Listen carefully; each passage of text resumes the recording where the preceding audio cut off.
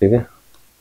नमस्कार सर. नमस्कार. आपलं स्वागत आहे आयकॉन स्टील प्रस्तुत बिल्ड आयकॉन या उपक्रमामध्ये. आज आम्ही आलो धाराशिव मध्ये आणि माझ्या सोबत आहेत इंजिनियर अजित चौगुले सर.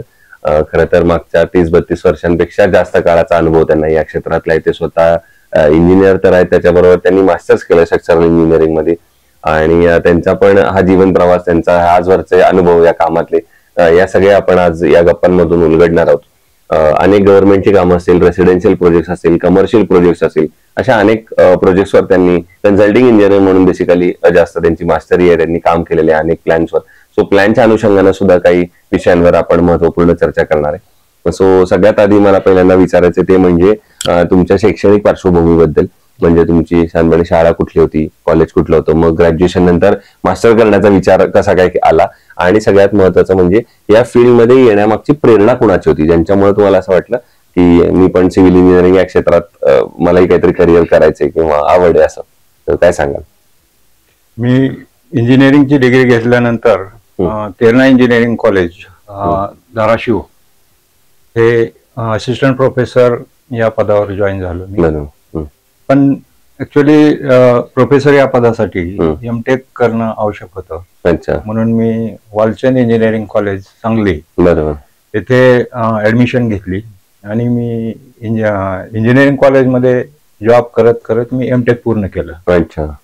त्यानंतर एक माझं एमटेकचं स्पेशलायझेशन हे स्ट्रक्चर्स असल्यामुळे मला त्या फील्ड बद्दल एक आकर्षण निर्माण झालं. कारण ते स्ट्रक्चर हे फील्ड इतकं म्हणजे चॅलेंजिंग आहे. बरोबर. त्यामध्ये डीप अशी स्टडी करावी लागते. हो. मग ते एक अट्रॅक्शन जे निर्माण झालं त्यामधून मला एक प्रेरणा मिळाली आणि मी एक इंटरेस्ट म्हणून या फील्डमध्ये काम करण्यास सुरुवात केली. हे तुम्ही आता सांगितलं की ग्रॅज्युएशन मधलं आणि मास्टर मधलं, त्याच्यानंतर तुम्ही काही काळ कॉलेजमध्ये पण जेव्हा मास्टर करत होता तेव्हा मग इंडिपेंडंट त्याच्यानंतर असं काम करण्याची संधी कधी मिळाली, किंवा पहिला प्रोजेक्ट कसा होता जो तुम्ही स्वतः पहिल्यांदा हातात घेतला? कारण काय म्हणतात, थेरॉटिकल नॉलेज आणि प्रॅक्टिकल नॉलेज यामध्ये परत खूप मोठा फरक असतो. तर तो पहिला प्रोजेक्ट केलेल्याची काही आठवण किंवा पहिला केलेला प्लॅन डिझाईनची काही आठवण? ऍक्च्युअली आपण इंजिनिअरिंगची डिग्री घेतो म्हणजे आपण कन्सल्टिंग इंजिनियर झालो असं नसतं. बरोबर. आपल्याजवळ थेरॉटिकल नॉलेज असतं, पण ज्यावेळेस आपण साईटवर जातो, फील्डवर जातो, पण तिथं आपलं जे नॉलेज आहे इंजिनिअरिंग थेरॉटिकल नॉलेज आहे ते डायरेक्टली आपण अप्लाय करू शकत नाही. बरोबर. त्यामध्ये बरेचशे आपल्याला चेंजेस करावे लागतात. इव्हन आपल्याला साईटवरून बऱ्याचशा गोष्टी शिकाव्या लागतात. बरोबर. काही अनुभवी लोक असतात, त्यांच्याकडून पण बऱ्याचशा गोष्टी शिकाव्या लागतात. कारण थिअरी आणि प्रॅक्टिकल यामध्ये जमीन आसमानाचा फरक असतो. बरोबर. म्हणजे डायरेक्टली तुम्ही डिग्री घेतली म्हणजे फील्डवर काम करू शकता असं नसतं. हो हो हो. दुसरं, आता तुम्ही मास्टर्स त्यातल्या स्ट्रक्चरल इंजिनिअरिंग मध्ये तुम्ही केलेले, त्या काळी जेव्हा स्ट्रक्चरल इंजिनिअरिंग मध्ये तुम्ही केलं असं, तेव्हा त्याची रिक्वायरमेंट गरज कितपत होती किंवा त्याचं महत्व तेव्हा लोकांना कसं पटवून दिलं तुम्ही की स्ट्रक्चरल इंजिनियर पाहिजे? ऍक्च्युली त्या काळी लोकांना अवेअरनेस नव्हती या बाबतीत. स्ट्रक्चरल इंजिनियर डिझाईन असतं याबद्दल अवेअरनेस नव्हती. बरोबर. बरोबर. पूर्वी लोक घर बांधायचे पण काही स्ट्रक्चरल डिझाईन वगैरे घ्यायचे नव्हते नसत. पण आम्ही त्याला पटवून दिलं की स्ट्रक्चरल डिझाईन घेणं कशा आवश्यक आहे, त्यामधून कसं आपलं मटेरियल सेव्हिंग होतं, बरोबर, आपलं घर कसं मजबूत होतं, या सर्व गोष्टी आम्ही त्यांना पटवून दिल्या. बरोबर. पण आज ती परिस्थिती तशी राहिलेली नाही. अवेअरनेस आलेला आहे लोकांमध्ये. बरोबर. आणि आजकाल कॉमन झालेलं आहे. हो हो, बरोबर आहे. आता थेट सिव्हिल इंजिनिअरिंग रिलेटेड काही प्रश्नांकडे येऊया. त्यातला पहिला प्रश्न असा आहे की ज्याच्यातली तुमची मास्टरी आहे इतक्या वर्षांची, ते म्हणजे प्लॅन मधले. कारण कुठल्याही कन्स्ट्रक्शनला प्लॅन ही फेज सगळ्यात महत्वाची असते आणि प्लॅनिंग शिवाय तुम्ही पुढे जाऊ शकत नाही. तर प्लॅन या स्टेजवर कसं तुम्ही काम करता जेणेकरून तो प्लॅन परफेक्ट बनेल, त्याच्यात नंतर फारसे चेंजेस येणार नाहीत अशा दृष्टीनं, आणि एकंदर प्लॅनिंग या स्टेजचं कन्स्ट्रक्शन मधलं महत्व काय सांगाल? ऍक्च्युली प्लॅनिंग हा फार महत्वाचा पार्ट आहे कुठल्याही कन्स्ट्रक्शन मध्ये. तर ऍक्च्युली प्लॅनिंग झाल्यानंतर तो प्लॅन आमच्याकडे येतो स्ट्रक्चरल डिझायनिंगसाठी, आणि नंतर आम्ही आमचं एक वेगळं असं स्ट्रक्चरल प्लॅनिंग करतो ज्यामध्ये जे स्ट्रक्चरल एलिमेंट्स आहेत ते त्यामध्ये कुठं अरेंजमेंट करायची वगैरे, आणि ते झाल्यानंतर मग आम्ही आमचं वर्क चालू करतो. बरोबर. पण दुसरं असं आहे की तुम्ही आता इतक्या वर्षांमध्ये म्हणजे मागच्या 30-35 वर्षांमध्ये जसं एक क्षेत्रात काम करताय, एक क्षेत्र बघताय खूप जवळून, तसं यातला तंत्रज्ञानातला बदल पण तुम्ही खूप मोठा अनुभवलाय. पूर्वीचं तंत्रज्ञान अर्थात तुम्ही कागद आणि याच्यावरनं अगदी ड्रॉइंग करत असाल आणि आता अर्थात नंतर कॉम्प्युटरवर करता, तर या तंत्रज्ञानाचा आता किती फायदा होतो हा पहिला प्रश्न. आणि दुसरा प्रश्न म्हणजे आता पुन्हा असं वाटतं का की आता नवीन काहीतरी जे सॉफ्टवेअर्स आलेत, नवीन काहीतरी ऍप्लिकेशन आले, तर त्यातलं काहीतरी शिकावं, पुन्हा व्यावसायिक प्रशिक्षण एखादं घ्यावं अशी गरज कधी वाटली का? हा, ऍक्च्युली मी या सर्व स्टेजेस मधून गेलेलो आहे. हो, मी स्ट्रक्चरल डिझाईन हे सुरुवातीला मॅन्युअली करायचं, बरोबर. कारण त्यावेळेस कॉम्प्युटर्स नव्हते. हो, कॅल्क्युलेटर यूज करून मी डिझाईन करायचो. बरोबर. त्यानंतर कॉम्प्युटर आले, बरोबर. काही वर्षानंतर सॉफ्टवेअर आले. हो, मग मी सॉफ्टवेअरचा यूज केला त्यामध्ये आणि सॉफ्टवेअर बरेच वर्ष मी सॉफ्टवेअर यूज केलं. सॉफ्टवेअर मुळे मला फायदा एवढा झाला की ते माझं काम करण्याचा स्पीड वाढला. हो, पण एक सिंपल जर प्रोजेक्ट असतील तर ठीक आहे, पण बेसिक जे नॉलेज असतं स्ट्रक्चरल इंजिनिअरिंग मधलं, बरोबर, तर मला वाटत नाही की ते सॉफ्टवेअर यूज करण्यामुळे येतं. बरोबर. आपल्याजवळ जर स्ट्रक्चरल इंजिनिअरिंगचं डीप असं नॉलेज असेल तरच ते सॉफ्टवेअर यूज करावं असं मला वाटतं. बरोबर. कारण आपण सॉफ्टवेअर यूज करतो म्हणजे ऍक्च्युअली ते सॉफ्टवेअर मध्ये कुठले फॉर्म्युले यूज केले जातात, कुठल्या आयएस कोड फॉलो केले जातात, बरोबर, याचं नॉलेज आपल्याला काहीच नसतं ना. हो, हो, आपण जर जे बेसिक स्टडी केली, मॅन्युअली डिझाईन केलेले आहेत आम्ही, बरोबर. त्यामुळं आता अशी स्टेज आली आहे की मी ते सॉफ्टवेअर यूज करणं बंद केलेलं आहे. अच्छा, आणि मॅन्युअली करायला चालू केलं. वा वा वा. त्यामध्ये सो आता दुसरा आणखीन एक प्रश्न म्हणजे बऱ्याचदा रेसिडेन्शियल प्रोजेक्ट मध्ये असं जास्त होतं की बजेटनुसार घर बनवण्याला आजकाल प्राधान्य दिलं जातं.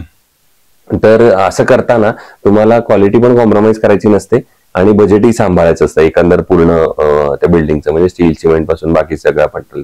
तर मग या दोन्हीचं कसं तुम्ही कॉम्बिनेशन करता अशा वेळेला एक इंजिनियर म्हणून? ऍक्च्युली यामध्ये बजेट जर कमी करायचे असेल तर दोन गोष्टी आपल्याला एक लक्षात ठेवाव्या लागतील. एक तर सुरुवातीला आपण ज्यावेळेस प्लॅनिंग करतो, बरोबर, तर त्या प्लॅनिंग मध्ये आपल्या समजा एखादा आपल्याला घर बांधवायचं आहे तर त्याचा बिल्टअप एरिया हा आवश्यक तेवढाच ठेवला पाहिजे. बरोबर, एकदम कमी नको किंवा जास्ती नको, विनाकारण मोठमोठ्या रूम करून त्याचा बिल्टअप एरिया वाढवणे, यामुळे काय होतंय की कन्स्ट्रक्शन कॉस्ट वाढते. बरोबर. दुसरा महत्वाचा पार्ट म्हणजे स्ट्रक्चरल डिझायनिंग. बरोबर. स्ट्रक्चरल डिझाईनचं महत्व असं आहे की त्यामध्ये जे मटेरियल आहे सेव्हिंग होतं. मटेरियल म्हणजे कॉन्क्रीट आहे, स्टील आहे, याचं सेव्हिंग होतं. कारण समजा आपल्याला एक 2च मजली घर बांधायचं आहे, आपण 3 मजलीचं डिझाईन करून घेतलं, बरोबर, आणि तेवढं मटेरियल यूज केलं तर त्याचा म्हणजे फायदा होत नाही, त्या बिल्डिंगला पण फायदा होत नाही आणि आपला पण खर्च वाया जातो. बरोबर. त्यासाठी या दोन गोष्टी फार महत्वाच्या. बरोबर. दुसरं, तुम्ही जसं ह्या क्षेत्रात इतकं उत्तमरित्या काम करताय, तुम्ही मूळचे धाराशिवचे आहात, धाराशिव जिल्हा सुद्धा तुम्ही बदलताना बघितलाय तुमच्या लहानपणापासून आजपर्यंत.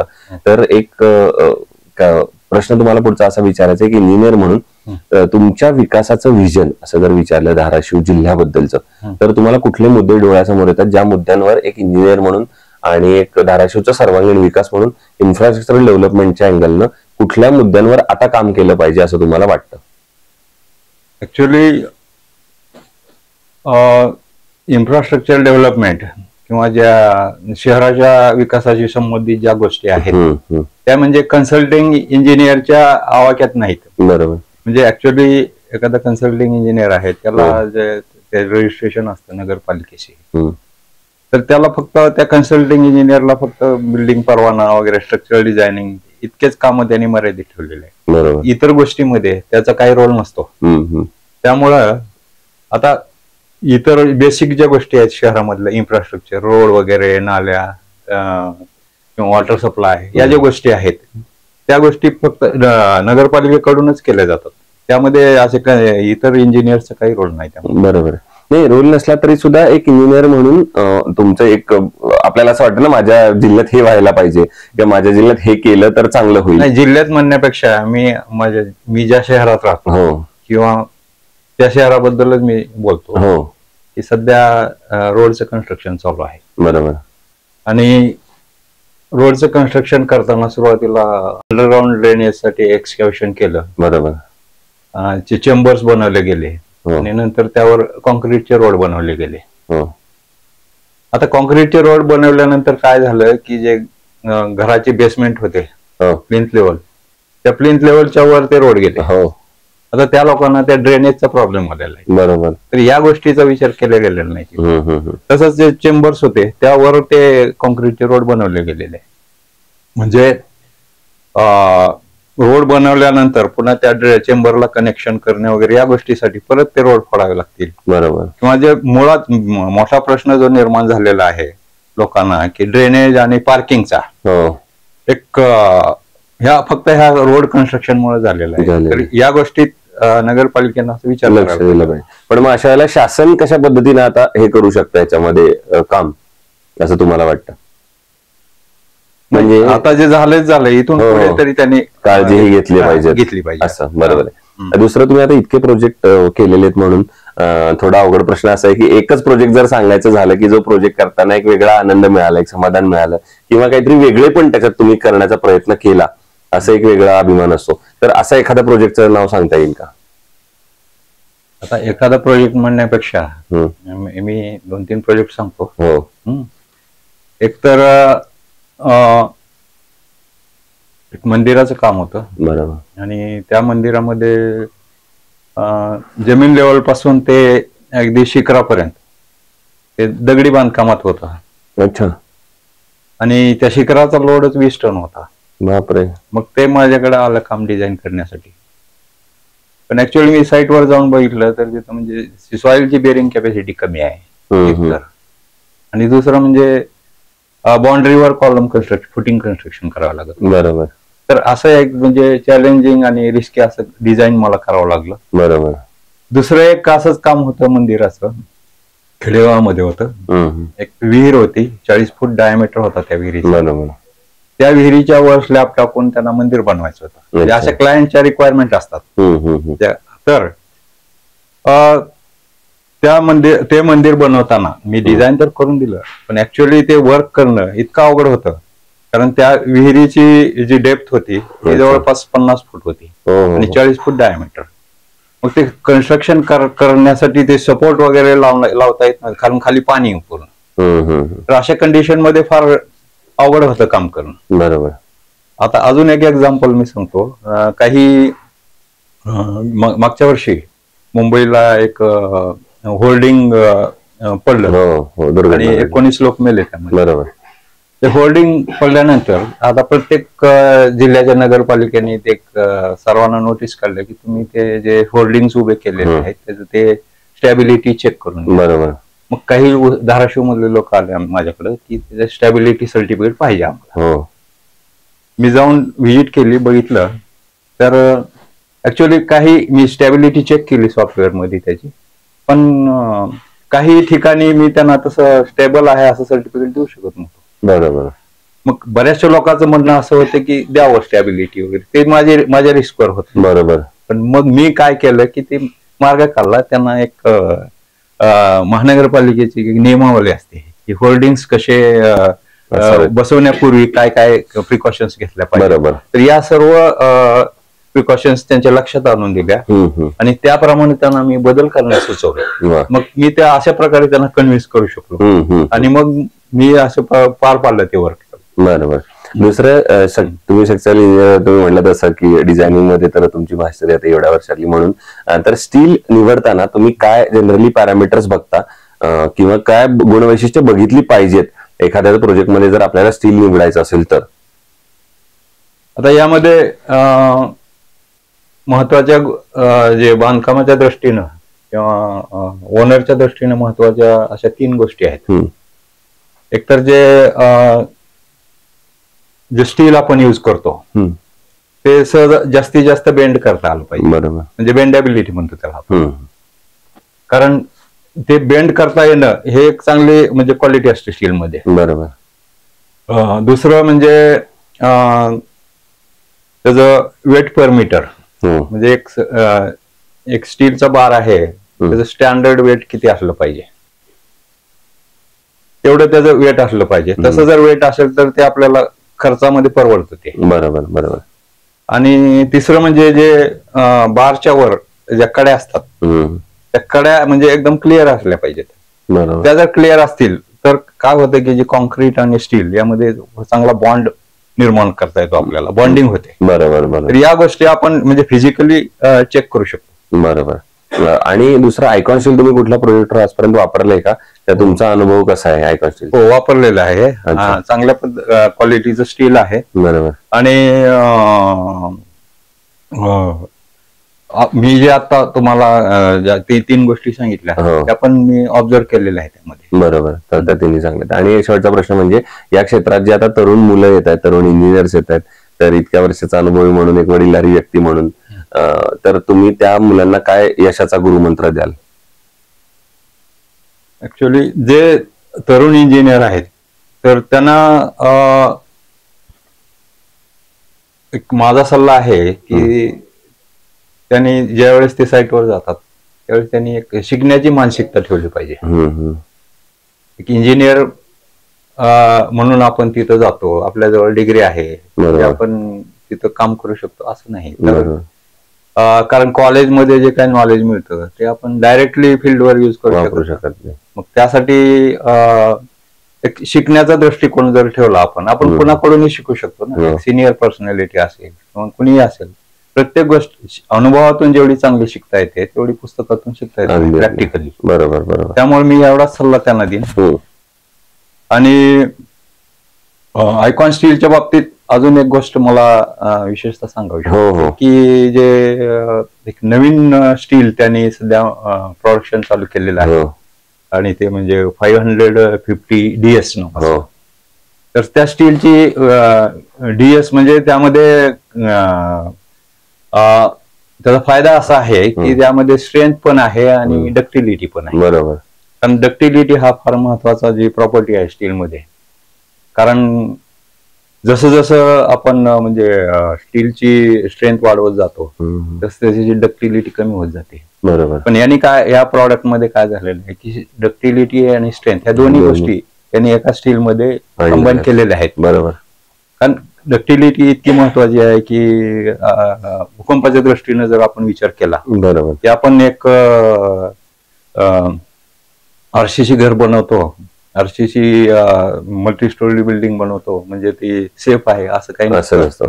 कारण आपण आपला अनुभव असा आहे की ज्या आरसीसी बिल्डिंग आहेत त्या कोलॅप्स झालेल्या आहेत मोठ्या मोठ्या भूकंपामध्ये. त्यामध्ये स्टील हा पण एक मोठा फॅक्टर आहे. अगदी बरोबर. एकमेव नाही पण हा फार महत्वाचा फॅक्टर आहे. आणि त्यामध्ये डक्टिलिटी हा जी स्टील मध्ये असायला पाहिजे ती भूकंपाच्या दृष्टीने फार महत्वाची आहे. फक्त स्ट्रेंथच नाही तर डक्टिलिटी पण फार महत्वाची आहे. बरोबर. म्हणून मला वाटतं की हे प्रोडक्शन चांगलं आहे, फार मोठं चेंज त्यांनी केलेलं आहे. मार्केटिंग वगैरे त्यांचं म्हणजे चांगलं आहे. मला एक त्यांचे इंजिनियर भेटले होते, सांगितलं की जे पूर्वी 40 फुटाचे बार प्रोडक्शन करत होते ते आता कमी लेंथ मध्ये पण ते प्रोडक्शन करत आहेत. ही फार चांगली गोष्ट आहे. त्यामध्ये स्टीलचं वेस्टेज वगैरे जाणार नाही, हँडलिंग करण्यासाठी पण ते सोपं राहील. असे बरेचसे चेंजेस आहेत त्यामध्ये. सो हे होते इंजिनियर अजित चौगुले सर. आणि त्यांनी खरं तर इतक्या वर्षांचा, जेव्हा 30-35 वर्षांचा प्रवास असा काही मिनिटात मांडणं अवघड असतं, पण तरी त्यांनी बऱ्याचशा मोजक्या महत्वाच्या शब्दामध्ये आपला प्रवास मांडला. येणाऱ्या तरुण इंजिनियरसाठी अतिशय महत्वाचा सल्ला दिला. सो तुम्ही आलात त्याबद्दल आपले आभार.